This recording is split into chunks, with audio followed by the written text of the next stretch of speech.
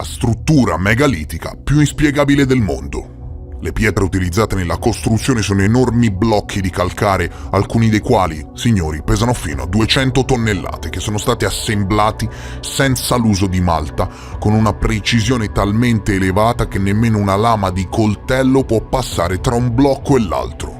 Questa è la descrizione che le università peruviane forniscono per Sacsayhuaman, una costruzione impossibile che sfida la nostra comprensione della civiltà. Rimani incollato allo schermo perché ti porterò in un luogo talmente sconosciuto che mette alla prova l'archeologia per come la conosciamo.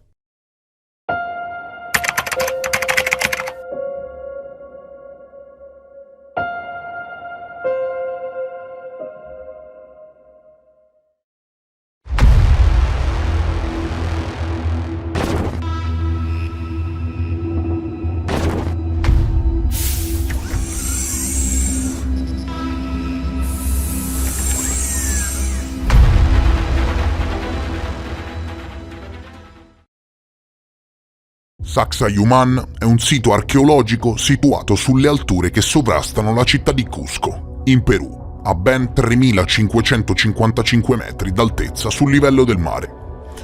Questo complesso è famoso per le sue impressionanti mura di pietra che formano terrazzi a zigzag, i quali hanno generato molteplici teorie e speculazioni per quanto riguarda la loro funzione, ma soprattutto, signori, la loro costruzione.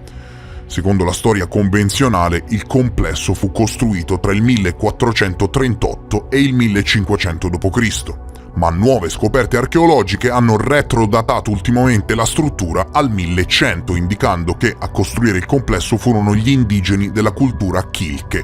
Ovviamente questo è un dato incerto, perché in realtà nessuno studioso del mondo ha fornito prove sufficienti ed esaustive su come sia stata costruita Sacsayhuaman e soprattutto su quale fu la sua funzione. Nessuno inoltre sa realmente quando fu costruita. Il tanto sbandierato metodo di datazione chiamato carbonio 14, lo ripeto sempre, funziona solo in presenza di materiale organico, ma non è assolutamente in grado di datare il periodo nel quale fu costruito un monumento di pietra.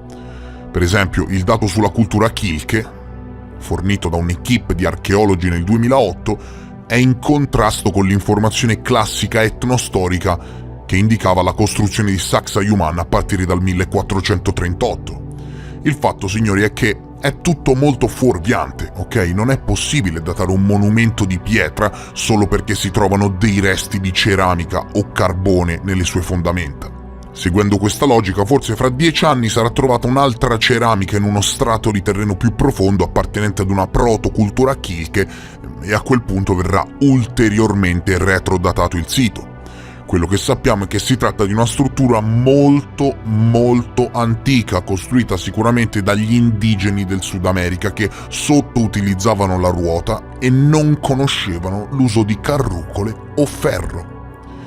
La precisione, signori, con la quale è stato realizzato questo sito non solo mostra l'avanzato livello tecnologico degli Inca, a patto che l'abbiano costruita loro, dubito, però in termini di ingegneria e architettura siamo fuori dal mondo.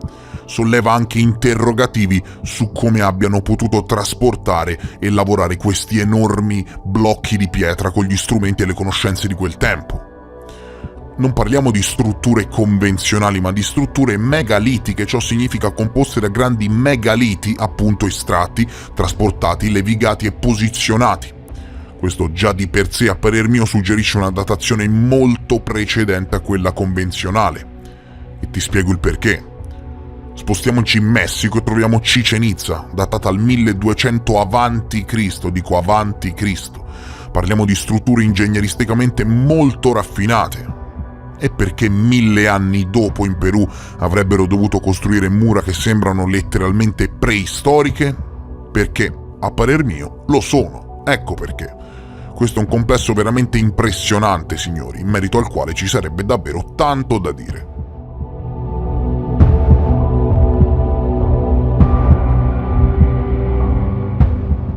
Nonostante sia spesso descritta come una fortezza, il vero scopo di Sacsayhuaman rimane oggetto di dibattito. Alcune teorie suggeriscono che fosse un centro cerimoniale, data la sua vicinanza a Cusco e il suo orientamento astronomico.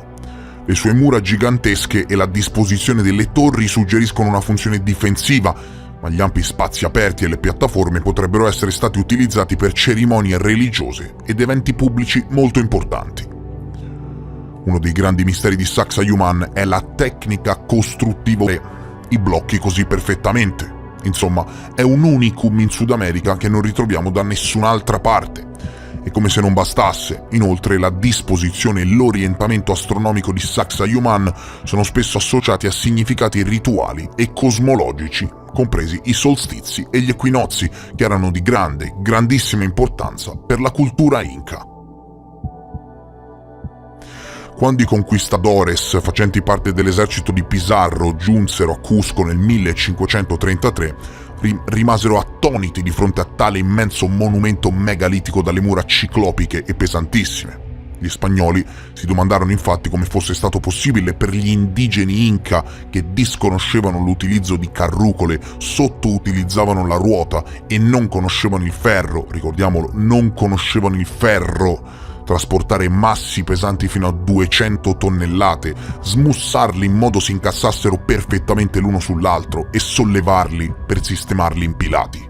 Gli spagnoli si domandarono anche per quale occulto motivo degli indigeni, che per loro, ricordiamolo, erano arcaici, avrebbero dovuto costruire tale monumento, spendendo enormi risorse di tempo ed energia, forse protratte nell'arco di decine o centinaia di anni.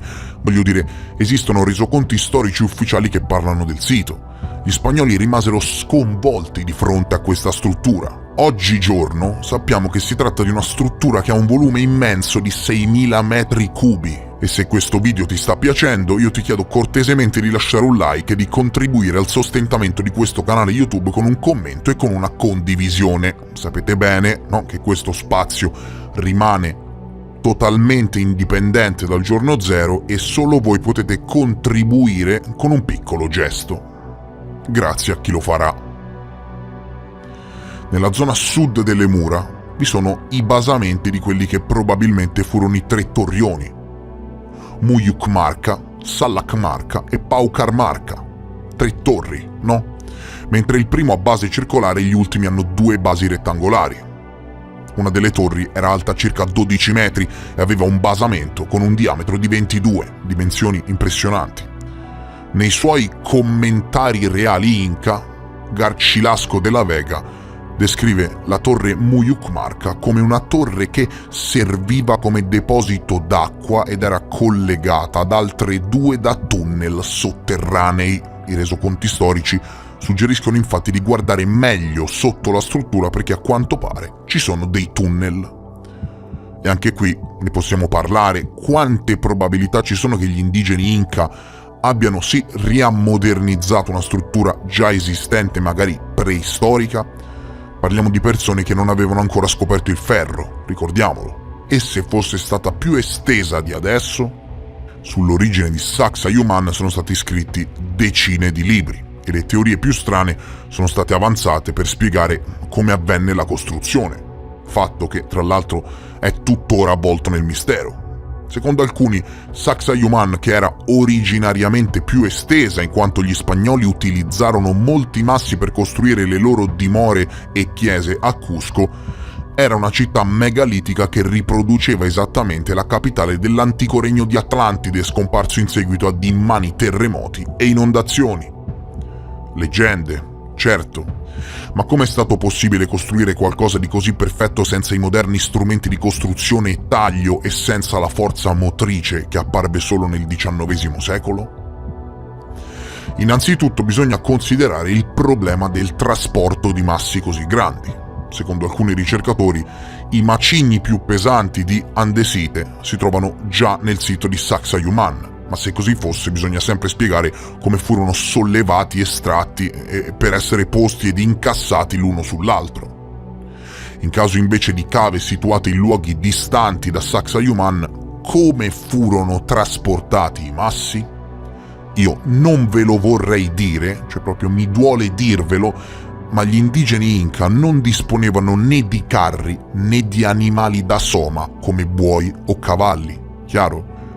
Si potrebbe pensare che i massi più pesanti possano essere stati fatti scorrere sopra tronchi d'alberi sostenendoli con spessi cordami, come si vede in questa foto che si riferisce allo spostamento di un megalite nell'isola indonesiana di Nias nel 1915.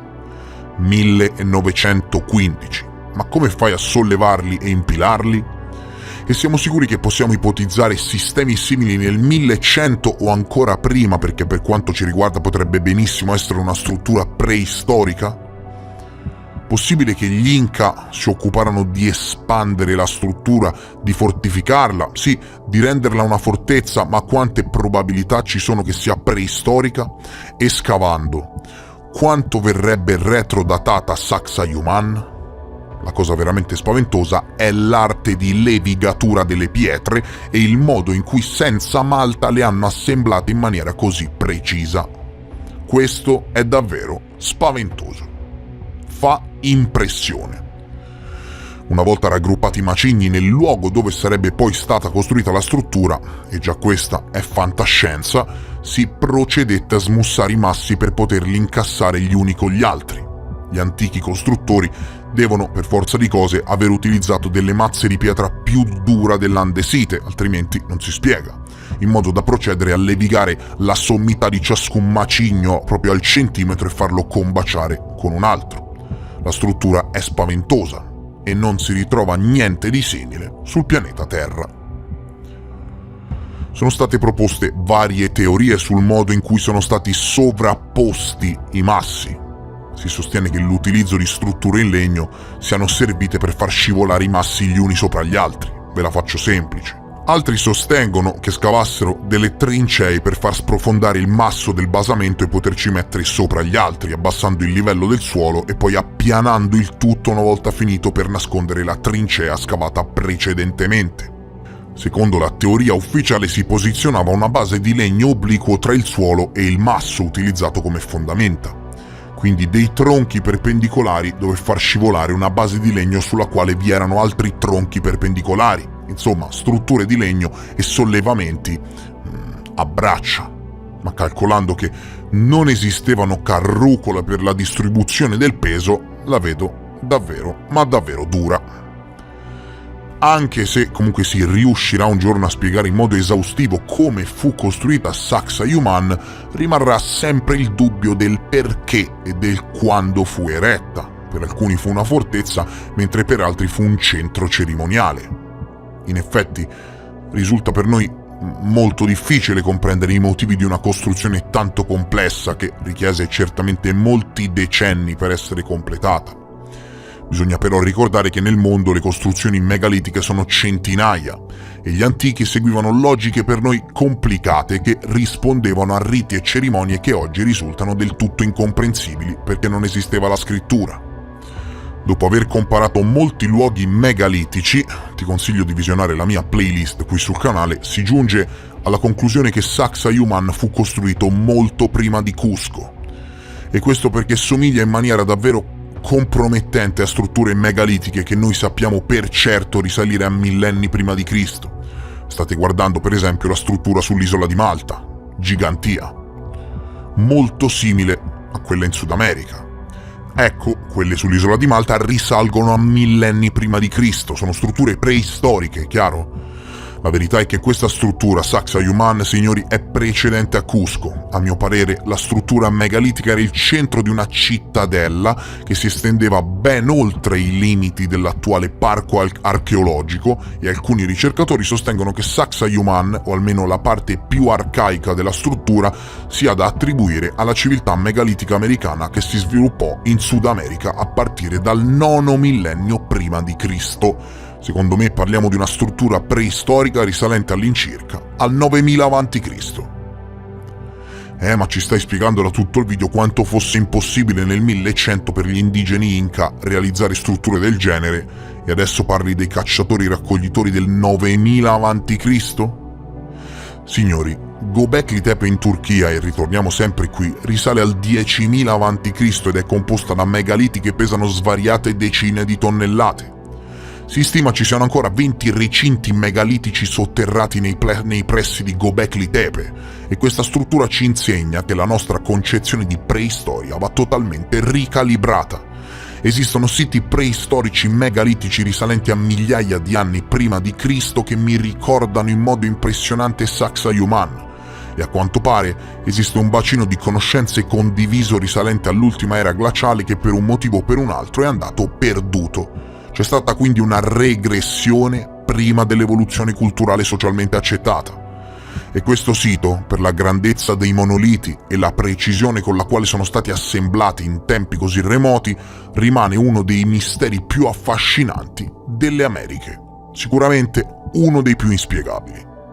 Solo con ulteriori lavori di scavo, con lo studio comparato con altri siti megalitici dell'altopiano andino e con l'esplorazione esaustiva delle enigmatiche gallerie sotterranee che da Sacsayhuaman portano a Cusco e verso luoghi sconosciuti, perché sì, scavavano anche sottoterra, si potrà tentare di svelare in futuro il mistero di questo luogo affascinante che rimane per ora senza spiegazione.